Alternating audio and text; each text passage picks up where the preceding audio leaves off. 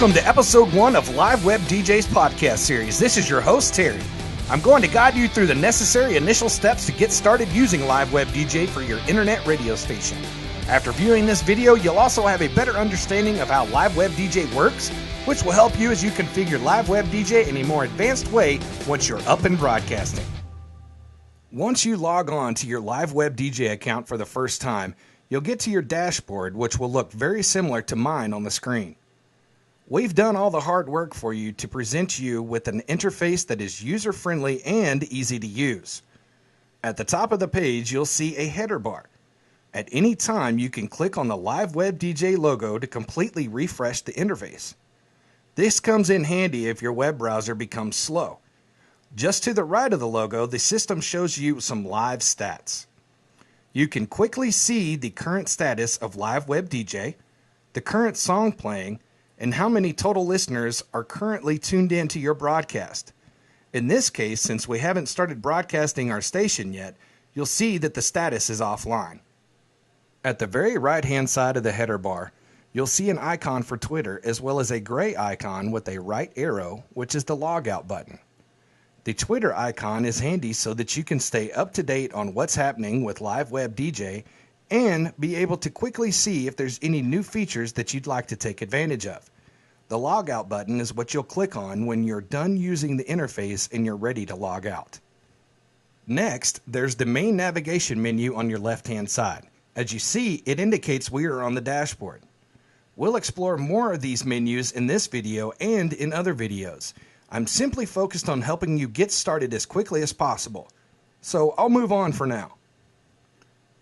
The dashboard provides you with on-off controls for your station, as well as more in-depth live stats. Once your station is up and broadcasting in a few minutes after this video, we'll review the dashboard again as it will be expanded. Before we get started, I highly recommend enabling the accessibility override for the media and playlist section.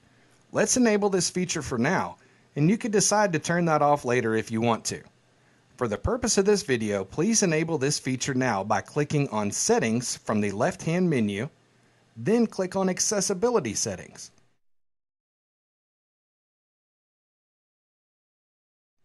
If you already have the global accessibility settings enabled, that is fine. Leave it as it is. Otherwise, if you can, enable the Media and Playlist section override setting.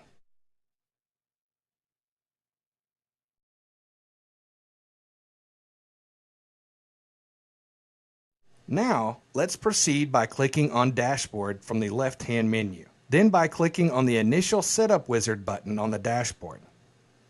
This is a helpful wizard that outlines the minimum necessary steps that we have to go through in order to get your station on the air for the first time. Don't worry, it's a lot easier than it looks, and by the end of the video, your station will be on the air. Let's click on the link for step number 1 to set your station details.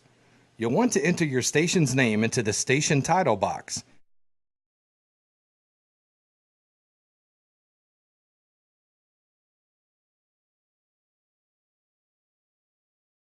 If you have a website address for your station, go ahead and enter that into the website address box. Be sure to include the http:// at the beginning. Then go ahead and select your station's genre. If any of the subgenres are relevant, go ahead and select them.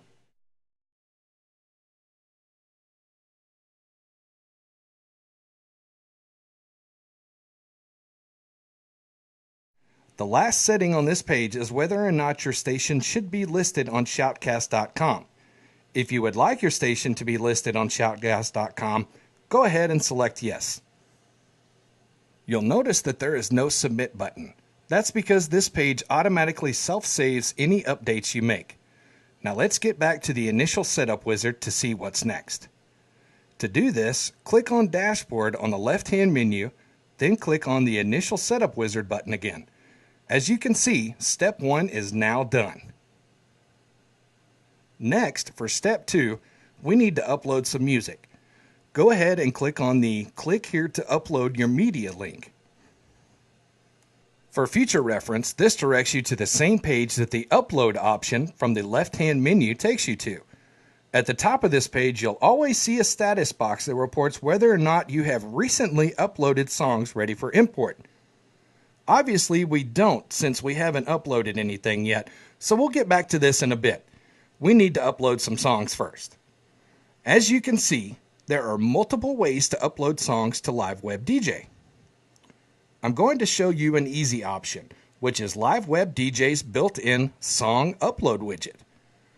The Song Upload widget is very easy to use, and all you need to do is drag and drop songs from your computer directly into the Song Upload widget, and your songs will start uploading immediately in the background.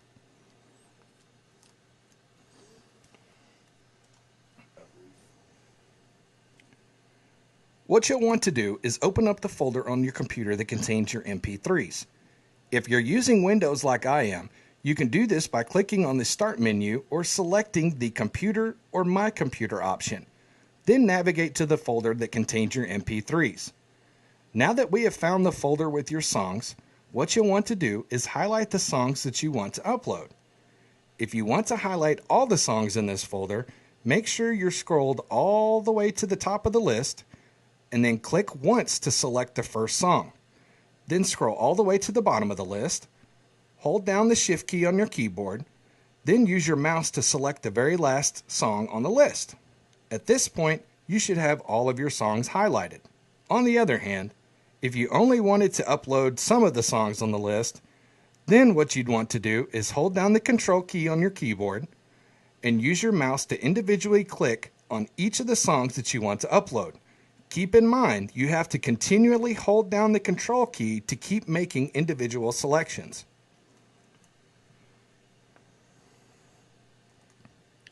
Now that the songs you want to upload are highlighted, the next step is to drag and drop them over to the Song Upload widget in LiveWebDJ. The easiest way to prepare for this is to make sure that the folder is positioned in the front of LiveWebDJ, just to the right of the Song Upload widget. Now select one of the songs that are highlighted and keep holding down the mouse button, then drag over to the top of the Song Upload widget. You'll know you're doing this right because the Song Upload widget will highlight. Now go ahead and release the mouse button. You'll see that the Song Upload widget immediately begins uploading your songs in the background. And you have a progress meter within the Song Upload widget, so you know how far along it is. At this point, it would be a great idea to get another cup of coffee or run a quick errand, as it could take a few minutes to upload your songs, especially if you selected a large number of them. Obviously, this will go faster if you're on a fast internet connection, but if you're on a slower internet connection, it will keep uploading them until it's done. Please note that whenever the Song Upload widget is uploading, you will want to stay logged into LiveWebDJ. You can go ahead and minimize your browser window if you want, but don't log out or close the window.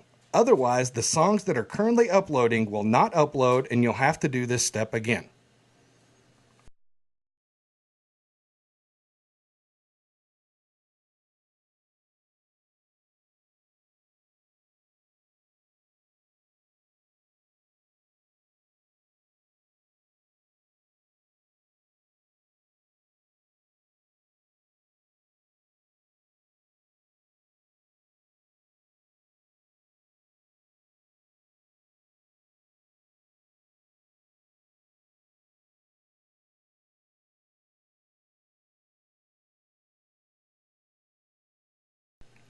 Now that your songs have finished uploading, the next step is to import them.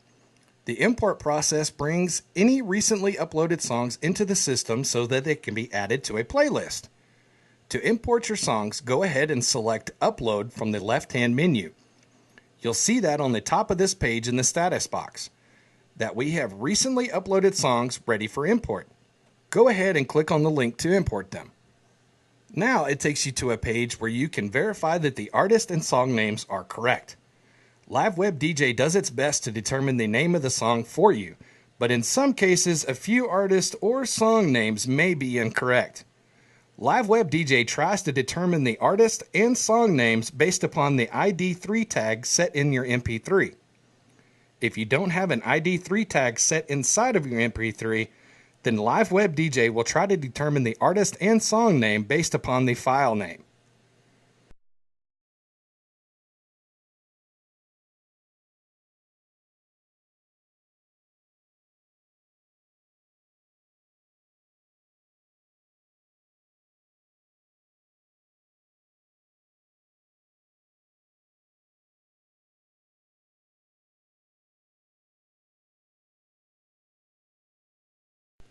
Now that all of the artist and song names have been set correctly, you'll see at the very bottom of the page there is a drop-down menu that allows you to add all the songs to a single playlist, if you want to do that.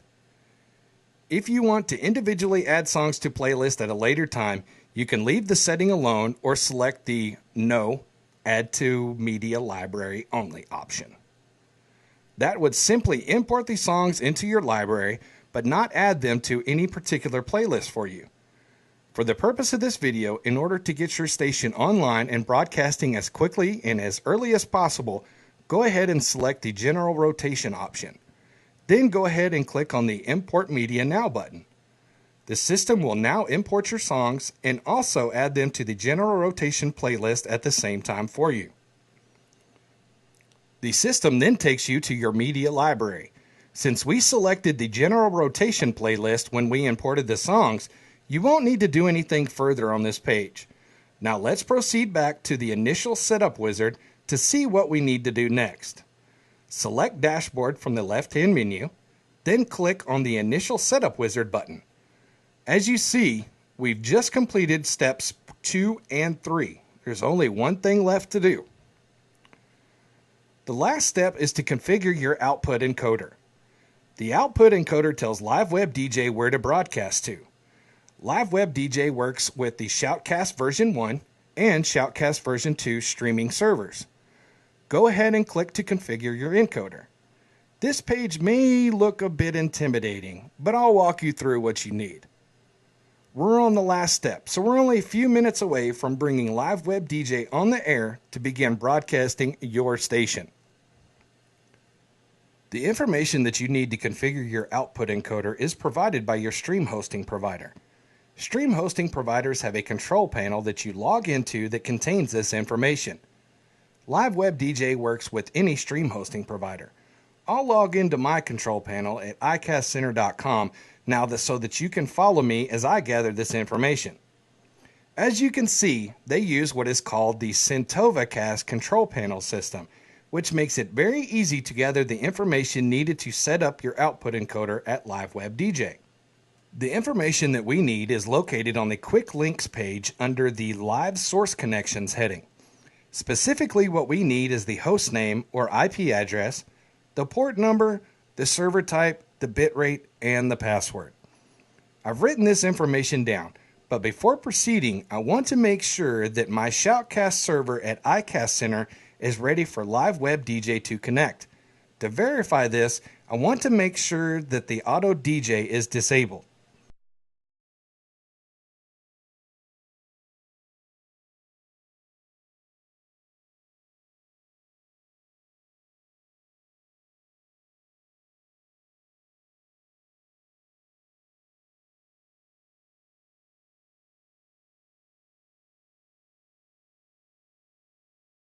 I also want to check that the relay functionality is disabled by making sure that those fields are blank.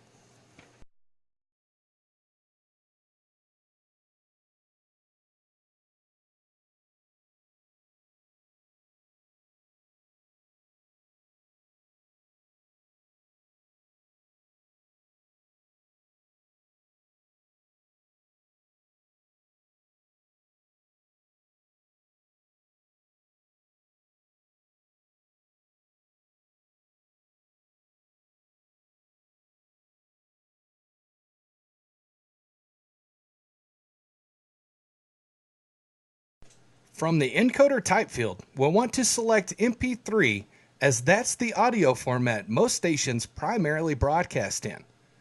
For the bitrate, I'm going to choose 128K because that's what I signed up for with iCast Center. The sample rate is usually best at 44.1 kilohertz. The channels should nearly always be in stereo. In my case, I signed up for a Shoutcast version 1 server. My server IP is 199.180.72.2. If your stream host provided you with a host name instead of an IP address, you can enter that instead. My port number is 8000. My password is ABC123, and I'll enter my password again for the admin password. Since I have a Shoutcast version 1 server, I'll leave the stream ID and the user ID fields blank. You can leave the metadata delay setting off to maintain proper synchronization of your song titles delivered within the metadata of your system. If you don't know what I'm talking about, the metadata is how iTunes, Windows Media Player, Winamp, and other media players know what song is currently playing. That finishes our output encoder setup. This page also self-saves, so there is no submit button. As a side note, LiveWebDJ can also broadcast to IceCast servers, but not natively. This means that your stream host provider will need to set up what's called a Shoutcast compatible port within your IceCast server. If you're wanting LiveWebDJ to broadcast to an IceCast server and you already have a Shoutcast compatible port configured, go ahead and complete the configuration on this page, but select Shoutcast version 1 for the server type. If you're using an IceCast server and your stream host provider has no idea what a Shoutcast compatible port is, it's time to find a new stream host provider. Every IceCast server has the built-in ability to have a Shoutcast compatible port. It just needs to be configured. I can recommend iCastCenter.com as I have done this before with them. You'll want to open up a ticket in their help desk to have them enable this for you on your IceCast server. Of course, if you broadcast to a Shoutcast server, you don't need to worry about any of that at all. Also, please note in the future, should you need to make any changes to your output encoder settings, you will need to restart LiveWebDJ for the changes to take effect. Now that we've finished our output encoder setup, we should be ready to go on the air. Let's go back to the initial setup wizard to make sure. Click on Dashboard from the left-hand menu, then click on Initial Setup Wizard button. As you can see, all steps are now complete and we are ready to go on the air. To bring your station on the air, click on Dashboard from the left-hand menu, then click on Off the Air button. Now that toggles LiveWebDJ to go on the air. Before we continue, let's verify that LiveWebDJ is in fact on the air and broadcasting. Let's switch back to the Centova Cast control panel system over at iCastCenter.com just to double check.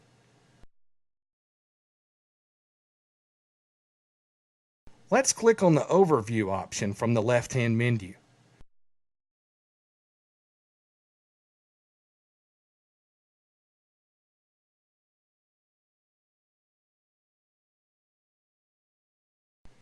Now you'll see it indicates that the source is connected.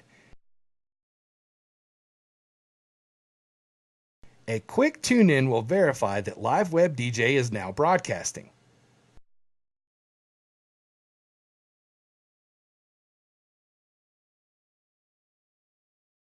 That's it!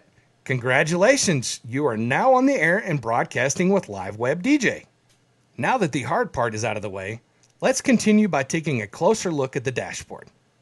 Now that we're on the air, the dashboard will be fully active with information about your station, as well as additional controls.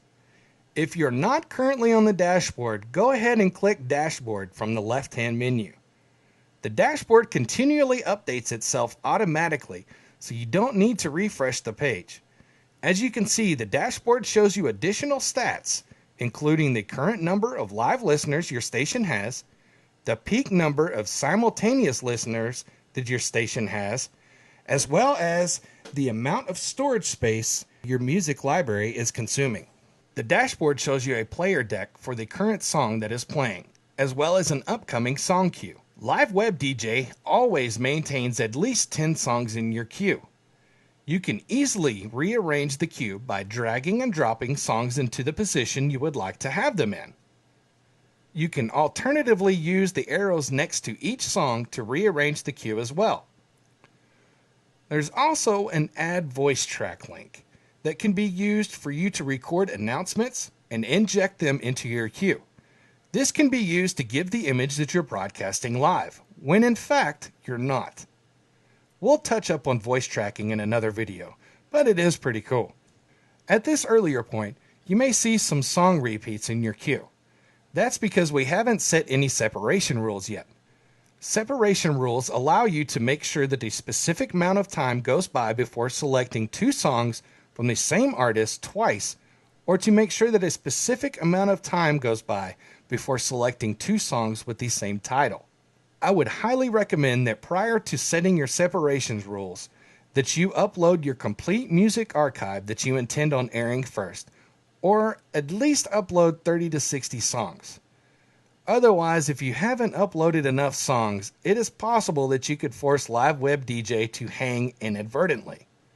For example, if you uploaded 10 songs and you set your artist separation to 3 hours, chances are those 10 songs won't last 3 hours. That means LiveWebDJ would not be able to continue playing anything after those 10 songs get finished playing. We don't want that to happen, so please be careful and take into consideration how many songs you've uploaded prior to setting your separation rules. You just don't want to set this number too high. To set your separation rules, click on Settings from the left-hand menu. Then click on Separation Rules. Here you can set your artist separation and your title separation rules. This page self-updates and changes take effect right away. For now, I'm going to select 60 minutes for both my artist and title separation rules, since I haven't uploaded that many songs yet. That will at least avoid repeats within 60 minutes from now, until later after I have imported additional songs.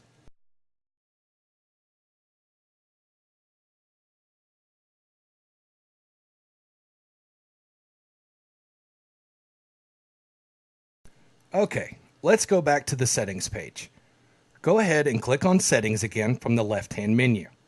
Let's take a look at your crossfade settings. Now click on the crossfade settings. Crossfading is where you specify the amount of time songs will overlap. The default setting is 5 seconds. However, you can adjust this lower or higher depending upon how you want your station to sound. You can even disable the crossfading feature altogether if you wanted to. You'll have to explore what works best for you and your station. The other setting on this page is what's called the crossfade threshold. This sets the minimum duration of a song or track must be in order for crossfading to be performed. I usually set this one to a minute so that my station IDs, liners, and PSAs are not crossfaded. Please note that changes on this page are saved automatically. However, they are not applied until you restart your station. Thank you for taking the time to get started with LiveWebDJ. I sincerely hope that you find LiveWebDJ as useful to your station as I have found it to be for mine. If you need help or run into any problems, click on the Help option from the left-hand menu. That takes you to the wiki, which has a lot of additional information. And if you would like to submit a tech support ticket, there is a link to the help desk. Have a great day, and more importantly, have fun.